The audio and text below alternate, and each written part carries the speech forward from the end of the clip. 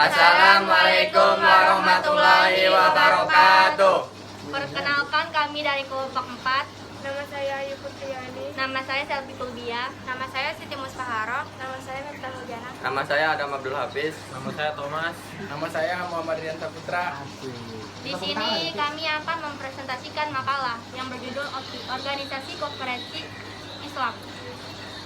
A. Pengertian OKI. OKI merupakan kependekan dari Organisasi Kerjasama Islam, berganti nama dari Organisasi Konferensi Islam pada 28 Juni 2011 yang beranggota 57 negara. OKI memiliki posisi tawar tersendiri yang tidak dimiliki oleh organisasi internasional lainnya. OKI menghimpun anggotanya dari persamaan ideologi secara religiusitas Islam sebagai organisasi pemerintah terbesar di dunia setelah PBB. OKI jelas dipandang sebagai kekuatan besar yang dimiliki dunia Islam saat itu. Para pemimpin negara Islam langsung menyelenggarakan pertemuan pada 25 September 1969 atau 12 Rajab 1389 Hijriah di Rabat, Maroko. Dalam pertemuan inilah OKI didirikan dengan pendatangan piagam OKI. OKI didirikan berdasarkan keputusan pada konferensi bersejarah di Rabat, Maroko pada 12 Rajab 1389 Hijriah atau 25 September 1969 sebagai reaksi keras yang dipicu oleh pembakaran Masjid Al-Aqsa yang terletak di kota Quds, Yerusalem. Konferensi ini merupakan titik awal pembentukan OKI atas praksara Raja Faisal dari Arab Saudi dan Raja Hasan dari Maroko dengan panitia persiapan yang terdiri dari Iran, Malaysia, Niger, Pakistan, Somalia, Arab Saudi, dan Maroko. Konferensi tingkat tinggi Islam pertama tersebut berlangsung pada 22 sampai 25 September pada tanggal 25 September 1969. Negara-negara itu menyepakati deklarasi Rabat. Deklarasi itu berbunyi, pemerintahan Muslim akan berupaya mempromosikan di antara mereka kerjasama yang erat dan tolong-menolong dalam ekonomi, ilmu pengetahuan, budaya, keyakinan berdasarkan ajaran Islam yang abadi. B. Tujuan OKI di bawah piagam tujuan organisasi antara lain untuk 1. Meningkatkan dan mengkonsolidasikan ikatan persaudaraan dan solidaritas di antara negara anggota. 2. Menjaga dan melindungi kepentingan umum dan mendukung penyebab yang sah dari negara-negara anggota dan mengkoordinasikan dan menyatukan upaya negara-negara anggota dalam pandangan tantangan yang dihadapi oleh dunia Islam pada khususnya dan masyarakat internasional pada umumnya. 3. Menghormati hak penentuan nasib sendiri dan non-campur tangan dalam urusan dalam negeri dan untuk menghormati kedaulatan, kemerdekaan dan integritas teritorial masing-masing negara anggota.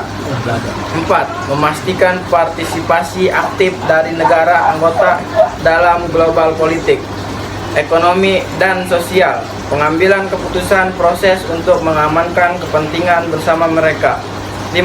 Menegaskan kembali dukungannya terhadap hak-hak masyarakat sebagaimana diatur dalam piagam PBB dan hukum internasional. Prinsip-prinsip OKI. Dalam rangka mewujudkan tujuan tersebut, negara anggota harus bertindak antara lain sesuai dengan prinsip-prinsip berikut. 1.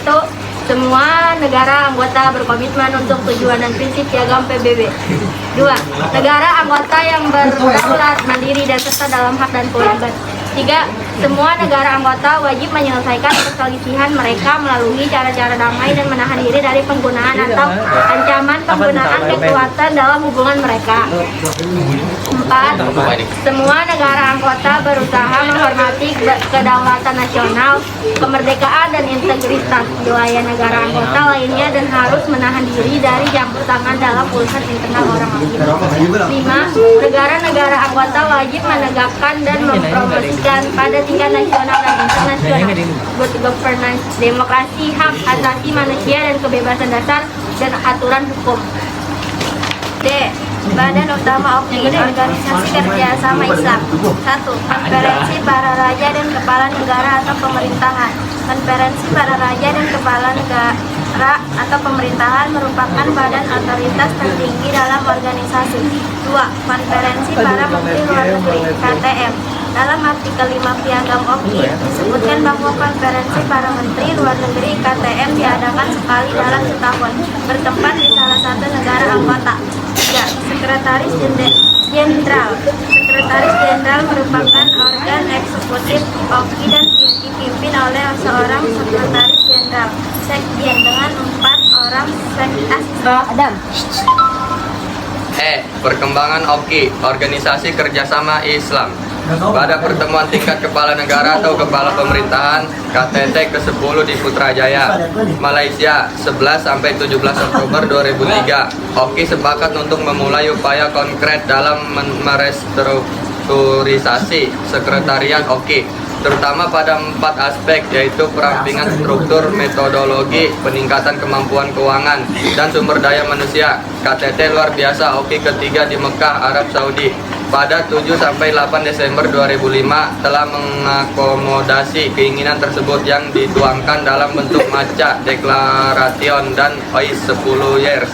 Program of Action yang meliputi restrukturisasi dan reformasi OKI, termasuk perumusan statuta OKI baru yang diharapkan dapat dilaksanakan sebelum tahun 2015.